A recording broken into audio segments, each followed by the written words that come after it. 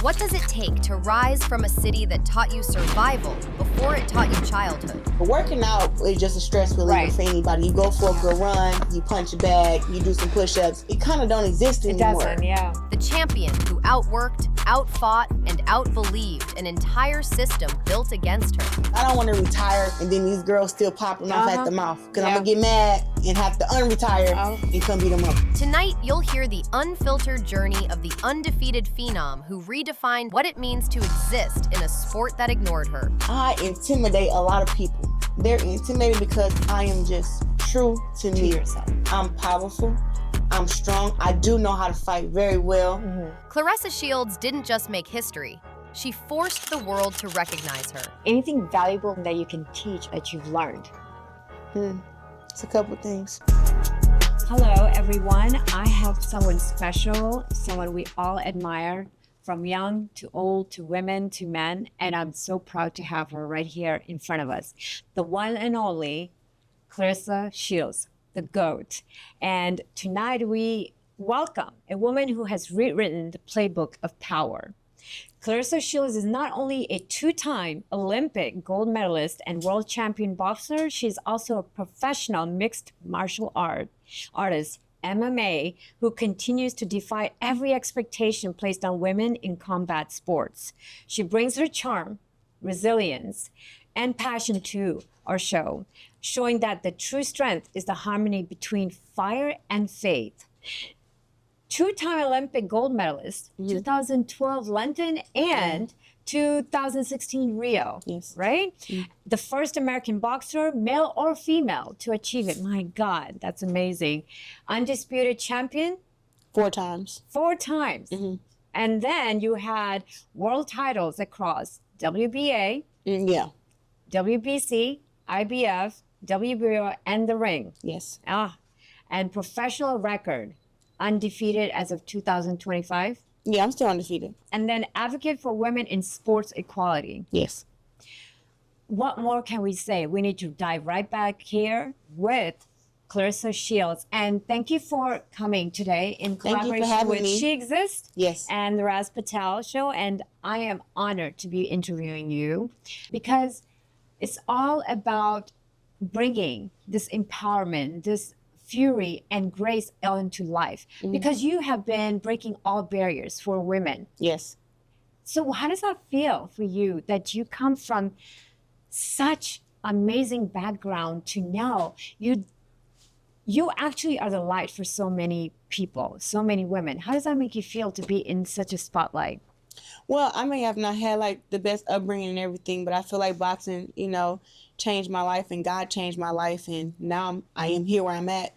And I don't feel like I'm a role model. Like, I know that I am, but I'm more trying to live the best life that I can live. So after I get done with this life, I can go and be with God and see my grandmother again. So I try to live right. And as far as in the young kids looking up to me, I live to just inspire them to just be themselves, whoever you are and how you are, because we live in a world now today, people really hate themselves.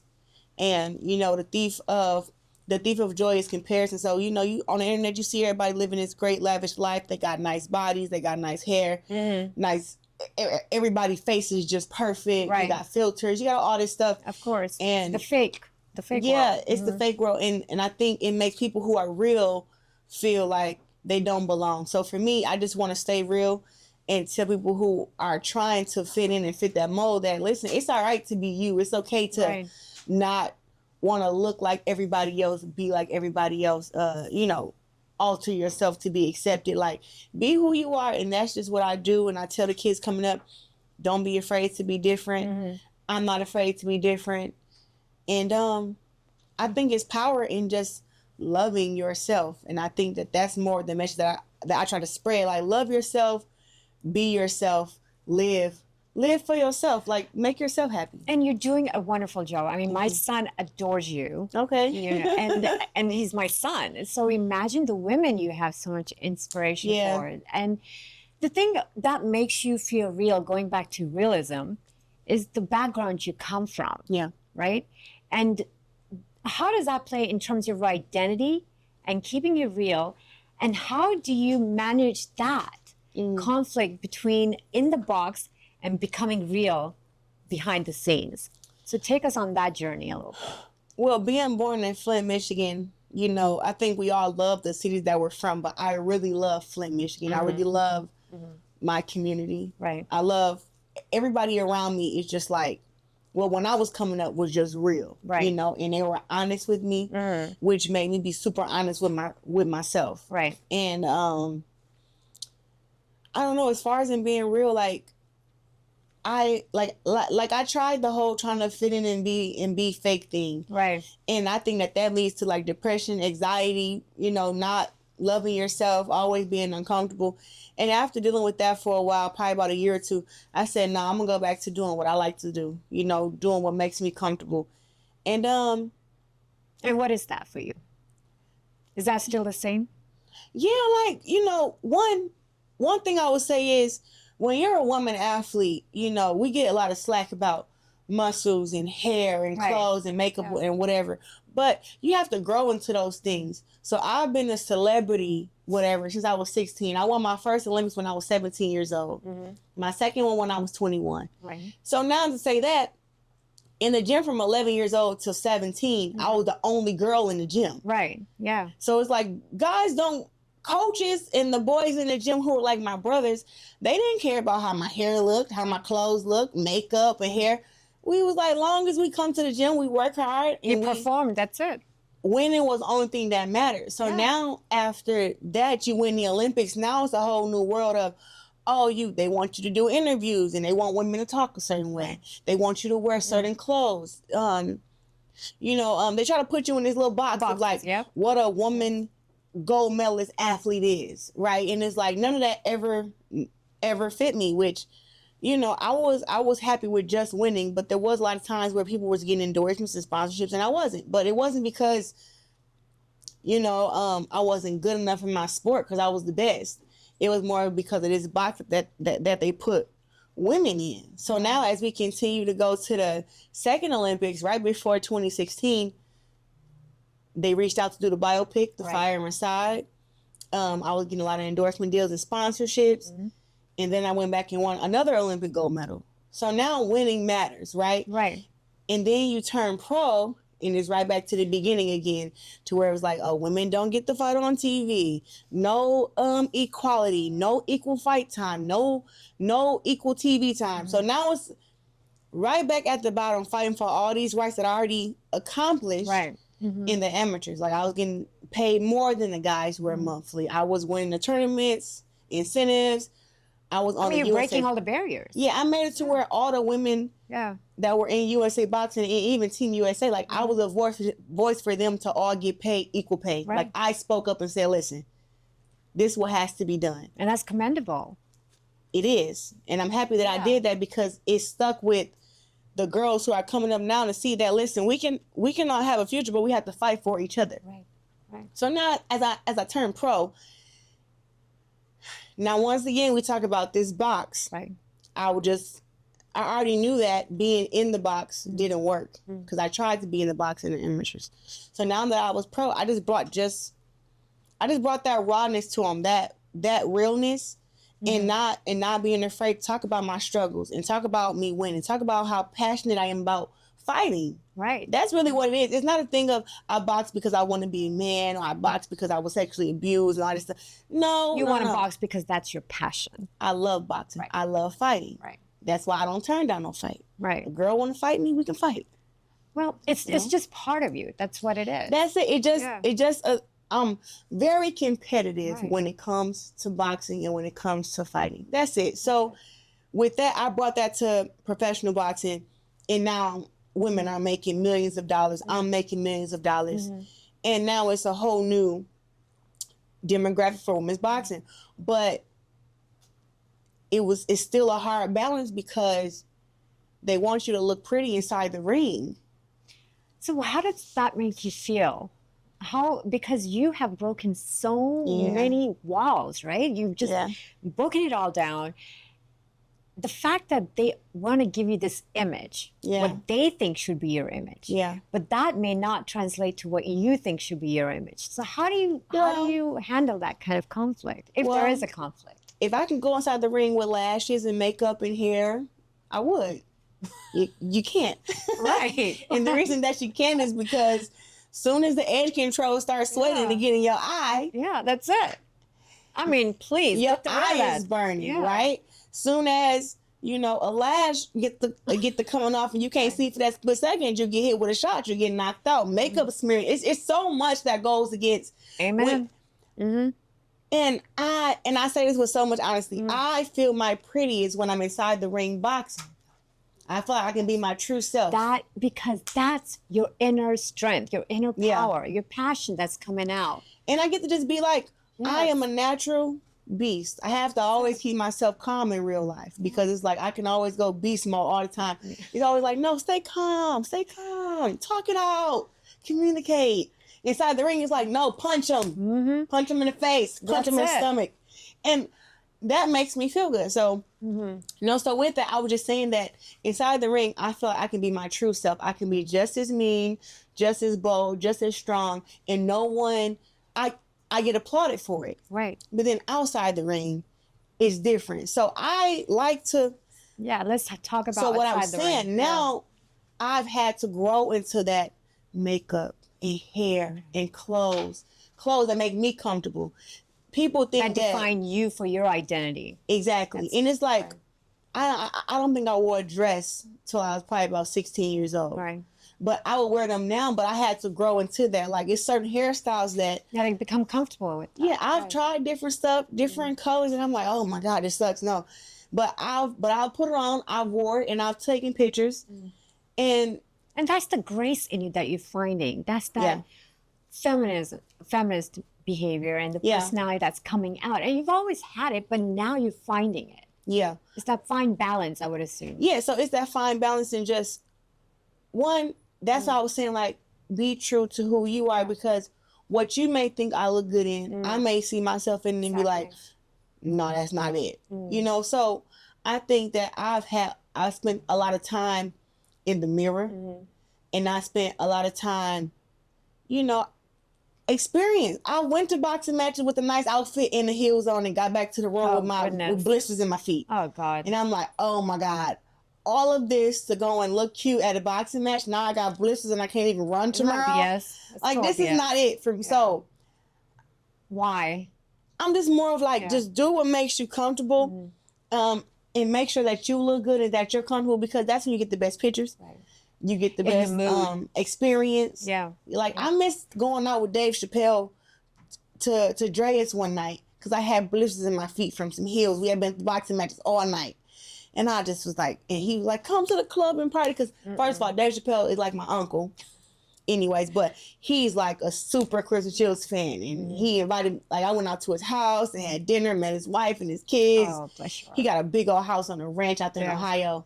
But this one time, he's like, come out and party. And I know, first of all, I'm the life of the party. I like to have fun. Yeah. And I couldn't even go. I had a blister in my foot from the heels. Yeah. And I said, never again am I wearing some heels to a boxing match. So I just had to start, listen, these are my hard no's. These are my yeses, and this is stuff that I'll swing on. You know, so I think with that, I've grown into what I think I look best in, what's the best hair, makeup. Because even some makeup, you put it on, you be like, whoa. You look like a clown, I would say. Yeah, listen. It doesn't bring your personality out.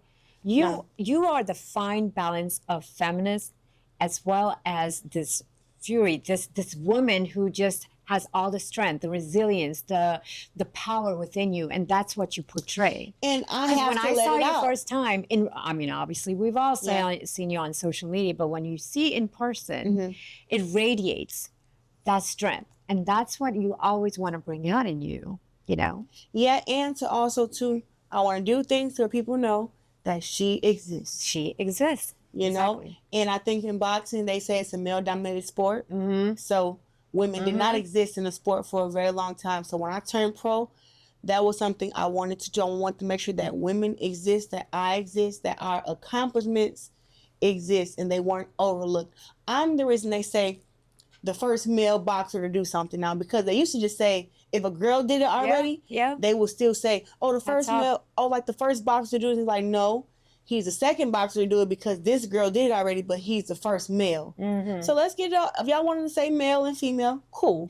But you can't overlook women's accomplishments like it don't exist, like we exist. And that's something that I've been working on too, you know, and just, when you say working on it, what does that mean for you? When I said I've been working on making sure that I keep track of the accomplishments. Like right now, Terrence Crawford just became the first male to be 3-time undisputed champion. But I'm 4-time undisputed champion already. But all of the... Is that more for the next goal, the next vision, the next mission? Is that why you have it all lined up in terms of what you're planning to do? Or I'm already 4-time. Oh, we know. So what I was saying was, with all the newspapers when they were celebrating Terrence, and of course I was celebrating Terrence Crawford too. I think what he did was great. But a lot of people wrote and said, oh, he's the first boxer to be 3-time undisputed. And it was like, actually, he's the second. Because I already did it. I got you. He's the first male. Right. I'm the first person, but they try to make it seem like if a woman did it doesn't matter. It doesn't when a guy when a guy does it, oh, it's breaking records type of deal. So but he also acknowledged it too and gave me my props. But it's like we're in a world where I don't think that these writers and people do it on purpose.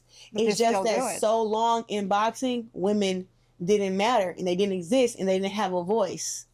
And you are the now voice. We have a voice now. Yeah, you are the voice. Yes. The GOAT right here. So let's talk. You mentioned a lot about when you're growing up in the box and outside of the box. How do you balance that calmness in you? Because you mentioned a couple of times, right? So what keeps you calm? Because in the box, you're fighting and you have the rage, which is great. I mean, you need that. But then when you're outside of the ring, how, is it through, the faith? Is it through manifestation, visualization? Is it just keeping calm, the music? How are you keeping yourself calm? Because there's so much going on inside of you. Well, it's a bunch of different things. Yeah. One, a lot of prayer. Okay. Spending time with family. Spending time with my man. Okay. I have to work out. I have to punch a bag. I have to run. Right. It's certain things that I go through in life where it's like, listen, meditation and music is not going to help this one. I have to go in the basement and punch my bag for 12 rounds and then I feel good. But working out in general is just a stress reliever for anybody. You go for a good run, you punch a bag, you do some push-ups. Whatever you was mad about when you got in the gym, when you leave, it kind of don't exist anymore. It doesn't, because you've dealt with it. So for me, I like to work out and whether you know it or not, accomplishing small goals. Like even when I'm not getting ready for a fight, I still have small goals. Like I do 3-day detoxes, a week detox, and I accomplish those goals. I eat just fish for a week or, do my juicing for 3 days and drink only water. Right. But it makes me not only feel healthier and then look better, but it's good for your mood as well. It actually helps me. It's like, okay. Yeah. We're actually accomplished. So I like to do and just finding fun stuff to do. So that's the balance there. But when I'm in camp, I can lose 30 pounds within a month because I just lock in very, very quick. I mean, I go from eating, I eat the good stuff when I'm not in camp. So, I eat the fried chicken, the mac and cheese. We have to have our cheat days. Yeah, why not? Well, when I'm out of camp, most of my days are cheat days. That's why I get so big. But when it's time to locked fight, down, juicing, only water, grilled chicken, spinach, white rice. Like I keep it very, very plain and I portion out every single meal, probably about 2 or 3 meals a day.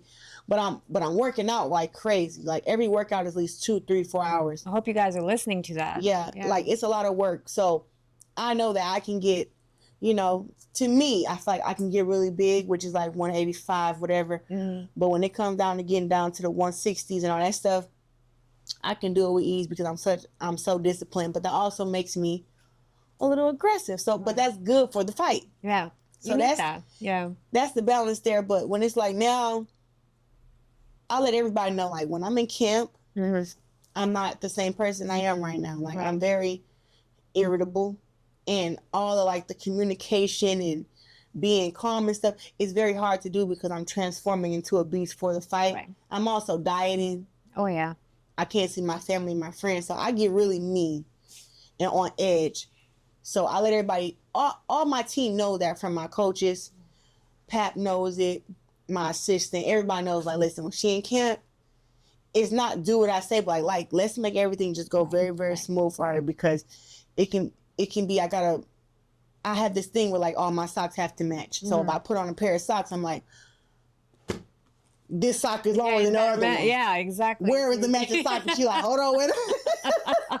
I'm like, y'all always losing my stuff. So it's like everything just kind of. They know you. They support you because that's who you are. That's what's going to get you going. It's a lot of apologies in camp because I'll have my moment, and then once it's over with, probably about a couple hours later, they be like, my assistant be like, you good? And I'm like, I'm so sorry about earlier. She be like, girl, you crazy. I'm sorry. You just hug it out, and that's. Now let's talk about when you've 10 years, a decade is a long time of you being part of this MMA and boxing and, just achieving what you do. Many people just last few years, It's been 20 years boxing now. Well, 20 years for sure. Yeah. But since you've been a pro, right? Unless. Pro been about. Right? Unless my math is wrong. No, 2017, 2016. Yeah, right? It's a decade pro. Yeah. So in that long, because many people just last few years. Yeah. That's it. Which is hats off to you. And when it comes to that, what are your next goals? Because I personally think you've achieved everything. It feels like I have, but like I said, those small goals. So I want to have a fight or two within the next year. And then I want to have my own. I want to have me a kid. And then I want to come back and kick some more butt. So you that's your goal right there. And those, are you doing any kind of fighting or anything that's coming up, or? Yeah. I want to have 2 more fights. Okay. And then start planning for my first kid. Because I don't have any kids. Oh. But it's like once this boxing stuff is over, which it will be when I turn 38. That's when I plan to retire. Unless I'm in great shape and I can whoop these girls. Are you still gonna be? I mean, with that mentality, you're gonna be. So I love it. If I'm 50 and still can give them that work, them youngers will get that work. But no. I'm trying to put a cap on it. I think at 38, I wanna stop I wanna relax. But hopefully, I can stop. Well, I hope not, because we want you to continue in your legacy. Yeah, but it's like, I think what I've done so far, nobody's going to be able to to accomplish it. But for your own peace. Yeah, like for my competitive spirit, I need to get everything out the way. Anybody who wants to smoke, anybody I want to get dealt with, because I don't want to retire and then these girls still popping off at the mouth. Because I'm going to get mad and have to unretire and come beat them up. So I want to get everybody out the way. You can beat them up for us. Right. I'll call you and say, hey, beat that one up. Yeah, there you go. Call me, I'm going to come get you. On my speed dial right there. Now, people, when you're on the limelight, right? You're a celebrity, obviously. So people have different perceptions of you, right? So based on that misconceptions, what is 1 or 2 things that you want people to say, all right, that's not me? Because I know you're hearing it and you're reading it. Or do you care? I do not care. Beautiful. Look at the camera and say that. I don't care. I don't care. You heard that. The reason I don't care is because when it comes to social media, everybody have their own opinion, how they feel about stuff. And a lot of people are jealous and insecure. Right. So you don't even know if what they're saying is coming from a genuine place. Right. So I've been telling myself, don't take something personal from somebody you don't know personally. Right. Right. And what I realized too is when people come and they say these different things, oh, you arrogant, oh, you cocky, oh, you ugly, oh, you fat, whatever. I feel like that's them just projecting, Right. and I feel really bad for them. I just wish I can like pray for them. I'm like, dang, I hate that they're going through that, because I live in my truth. Whether I'm 160 pounds or I'm 185 or 190, I still feel good. There you go. So, and the Yeah. reason I brought that up is because you are an inspiration to all the people, and everything's on social media, right? So for you to say that, it really helps the youth out there, because their image gets tarnished, and their But image gets tarnished by who? because of what they think, the young mind, right? So what I'm saying is, they need to listen to you, that you don't have to go with what the social media portrays. No, right? no. Look, first, listen, everything is cool on social media. Right. Until somebody who everybody think is a big person say it's not cool, and then they follow that trend. Right. So it's more of like, and Claressa Shields does not, she goes with what's true to her. And that's what everyone, based upon what she's saying, is important, that you go with what you think is right, and not what the whole world is perceiving it to be. And not living for social media. Yeah. Like, because that's one of the issues right now. Listen, on social media, you can be whoever you want to be, how you want to be. And there's nothing wrong with that, because if it's helping you make money, it's helping you feel good, okay, but some people use social media to tear others down, and nobody should do that. And I feel like anybody who is getting tore down by people on social media, just know that anybody who's throwing an insult, they feel that way about themselves. Right. Whatever they say, oh, you're broke, you're ugly, whatever. That's how they feel. Right. And I've learned that I intimidate a lot of people. Not on purpose. They're intimidated because I am just true to me. Yourself. I'm powerful. I'm strong. I do know how to fight very well. I'm confident. I'm rich. And they should learn that from you. Yeah. To be intimidated, right? Well, I think so. I'm intimidating because of my hard work and my sport. Right. I've never intentionally tried to scare anybody. Right. I don't want anybody to be scared of me. I want that if I slap you, I think you should slap me back. No, like that's how I think. Like I don't want to intimidate you to where you're scared. It's like, nah, I want an equal fight. I want to fight somebody who want to fight me. Right. So I don't want to scare you to where like, oh, I'm so scared of her. Oh God. No, it's like, I want you to think that you can hit me. Right. So as soon as you hit me, I'm like, oh, I'm finna get you now. But it's more of a, that's just how I am. Right. When I walk into a room, people know it's a very important and very strong person here. And I have nothing wrong. I don't have a problem with that. Everybody respects me. Nobody everybody respects me. Everybody give me my props. People are real with me. People walk up and just hug me and stuff. And you can't do that with any other celebrity that I know. People walk up and hug me. People cry. Yeah. They inbox me. And I've actually saved a few people from committing suicide. And that's for social media. See? So it's just like, with that, I just try to, I know that I'm a really great person, but I can't try to make everybody. Well, you're a beautiful person inside out for actually helping and supporting people. And I do my best. That's commendable. And hats off to you. Who is Claressa outside when the crowd is not there and behind the closed doors? Can we get a little glimpse from just for the viewers? Who is Claressa? Just a little bit. Well, I'm always the fighter. I'm just more not having to fight, but I'm super funny. I'm like a comedian on accident. I make everybody laugh. Really? Okay. Yes. I'm very nice. People don't know that, but I'm very nice. I laugh a lot. I play a lot. I love people. I love music.